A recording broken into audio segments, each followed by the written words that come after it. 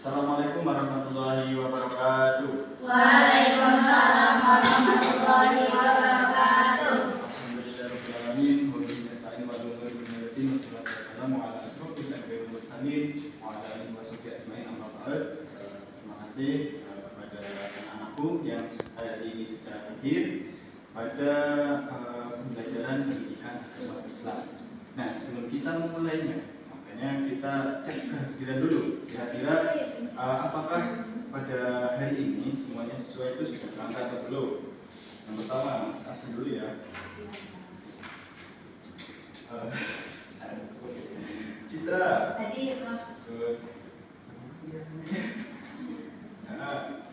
Siti. Hadir. Jamal. Oh, masuk.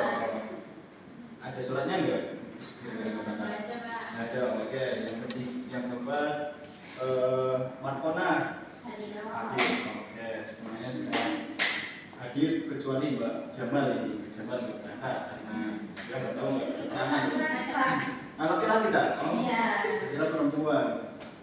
Soalnya ada teman bapak yang namanya Jamal tapi perempuan. Iya. Iya.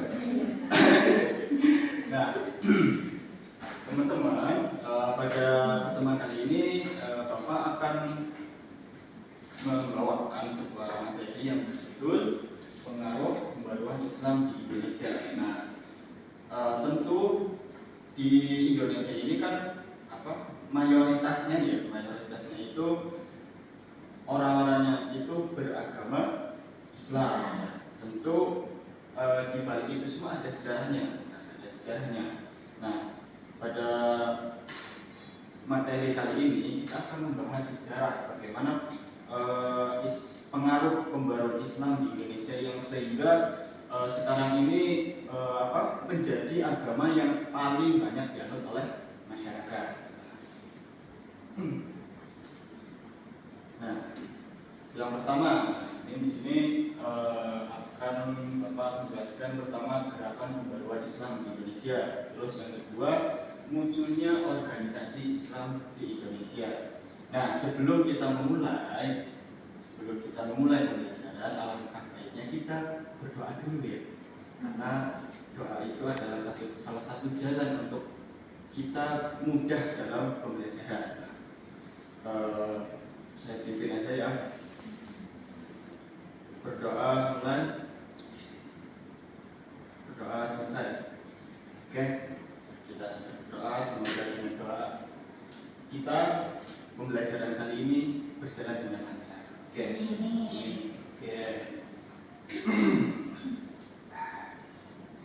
Oke, terus ya. Yang pertama, gerakan pembaruan Islam di Indonesia. Gerakan pembaruan Islam di Indonesia ini tentu masyarakat Indonesia dulu itu belum banyak sekali menganut ajaran agama Islam. Nah, mulai dari situlah pertama yaitu jalur gimana proses pembaruan Islam itu mulai muncul. Yang pertama jalur haji dan mukim. Nah, kenapa kok jalur haji dan mukim? Karena tradisi umat Islam itu kan yang rukun Islam yang kelima itu apa? Haji. Nah, seseorang yang haji di sana itu bukannya sekedar haji tapi belajar lalu dibawa pengetahuan agamanya itu ke Indonesia sehingga para haji-haji ini menyebarkan agama Islam. Terus yang kedua, jalur publikasi. Dulu tentu pada zaman penjajahan Belanda itu yang namanya internet itu jarang sekali. Nah, sekarang itu gampang sekali ya.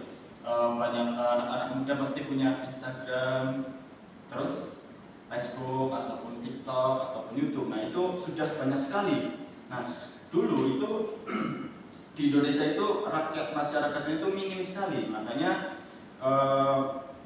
banyak masyarakat Islam itu belajar dari majalah-majalah yang diterbitkan Mesir itu. Nah, itu mulailah gerakan-gerakan pembaruan Islam di situ. Terus yang ketiga yaitu peran mahasiswa. Nah, kenapa kok peran mahasiswa itu menjadi salah satu gerakan pembaruan Islam di Indonesia? Kenapa? Karena mahasiswa itu kan seseorang yang sedang belajar menimba ilmu. Nah, dulu itu marak sekali bahwa belajar itu di Timur Tengah. Nah, di Timur Tengah itu salah satu menjadi hal yang paling diminati oleh masyarakat Indonesia. Nah, makanya dari situlah gerakan pembaruan Islam itu muncul. Nah, terus yang kedua, terus organisasi Islam di Indonesia. Sebelum masuk, kira-kira dari misalnya Citra, organisasi Islam di Indonesia itu kira-kira apa? Salah satu coba sebutkan. Syarikat Islam. Syarikat Islam, oke. Yang sekarang masuk, tahu kan? Yang di daerah Mbak Citra itu ada. Kira-kira ada organisasi Islam di sekitar lingkungan Mbak Citra? NU, Muhammadiyah. Oke, NU, Nahdlatul Ulama, Muhammadiyah. Nah, itu menjadi salah satu gerakan pembaruan pembaruan Islam di Indonesia, organisasi itu.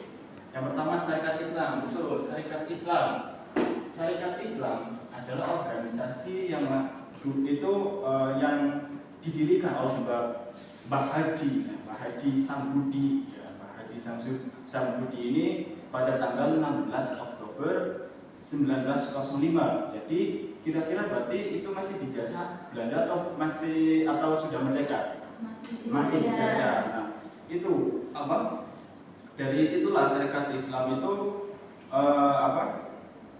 berusaha untuk supaya bebas dari penjajahan. Nah, di sini yang Kongres Syarikat Islam yang pertama di Surabaya 10 November 1912. Namun setahun sebelumnya menjadi berubah, yaitu menjadi Syarikat Dagang Islam. Yang pertama, yang awalnya dulu, berarti pertamanya itu SDI, Syarikat Dagang Islam. Lalu pada kongres yang pertama itu berubah menjadi Syarikat Islam. Kenapa kok berubah menjadi Syarikat Islam? Karena dulunya itu Syarikat Dagang Islam itu hanya sekedar bergerak dalam bidang ekonomi. Maka ketika berubah menjadi Syarikat Islam, bukan hanya sekedar bergerak di ekonomi saja, tapi juga di pendidikan, terus sosial ataupun yang lainnya. Terus yang kedua, Persatuan Islam. Persis adalah sebuah organisasi yang memang jarang kita ketahui. Yang paling marak itu kan MU dan NU, ya, Muhammadiyah dan Nahdlatul Ulama. Nah, ini kita bicara sejarah saja. Yaitu didirikan itu pada 12 September 1923 di Bandung oleh sekelompok Islam yang berminat beraktivitas keagamaan seperti tadi Haji Zam dan Haji Muhammad Yunus. Nah, jadi Persatuan Islam itu didirikan karena ibaratnya perkumpulan berapa menit lah? Ya, kita lanjut saja. Oke, yang kedua Muhammadiyah. Nah, Muhammadiyah itu tahulah ya, terus yang ketiga Nahdlatul Ulama, Hasim. Terus yang ketiga Majelis Islam A'la Indonesia, yaitu yang disingkat MIAI. Nah, itu. Nah, sebelum kita kan sudah nih pelajaran, kita lanjut saja. Kita main game. Karena ini ada tiga ya, dibagi tiga kelompok. Karena orangnya segitu berarti ada yang dua ya. Oke. Jadi saya jelaskan dulu ya. Di sini nanti berisi pertanyaan dan jawaban. Jadi kalian itu menempelkan pertanyaan dan jawaban secara sejajar. Ini pertanyaan, misalnya sini pertanyaan, di sini jawaban. Nah itu. Udah paham ya? Ya. Sistemnya? Oke. Lanjut.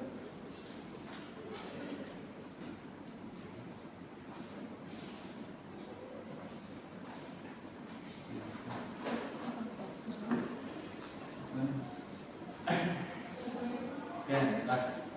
Tuh, coba.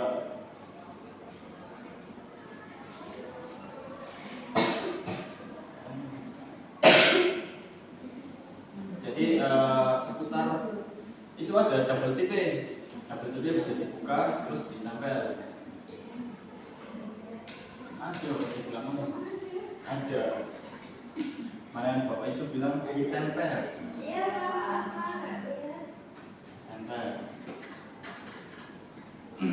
Jadi pertanyaan itu seputar yang tadi sudah dijelaskan.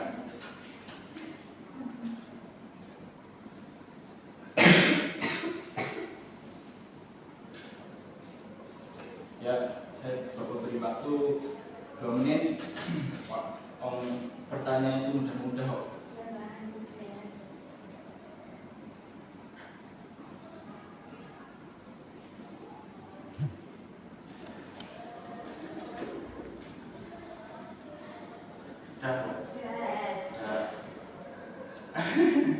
Yang belum santai aja, santai.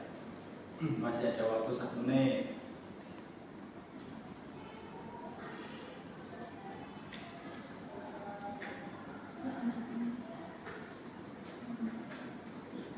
Lagi 10 9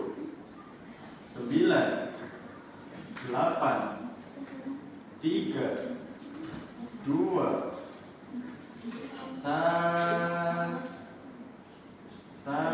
jawabannya Pak satu. Tuh, saudara. Saya bisanya ya. Yang udah ya udah. Oke, boleh. Ya. Belum, enggak apa-apa, kan belum berarti nilainya nanti kurangin. Beda sama yang muda. Dapat hukuman nggak Pak? Ya enggak lah. Susah. Masa susah sih? Karena udah tulis. Dicek dulu ya, coba. Satu nih. Oke. Pertanyaan pertama. Ini pertama kelompok 1, kelompok 2, kelompok 3. Ya. Pertanyaan pertama ada berapa? Yo. Ada berapa jalur IDD pembaruan di luar Indonesia? 3 tadi ya, ada jalur publikasi, jalur haji dan mukim, dan jalur mahasiswa timur tadi ya. Terus kapan organisasi Muhammadiyah melakukan Zulhijjah ya? Ya, yo benar semua lah ya. Bagus lah, mantap. Nah, karena ini pembelajaran sudah selesai untuk ditutup.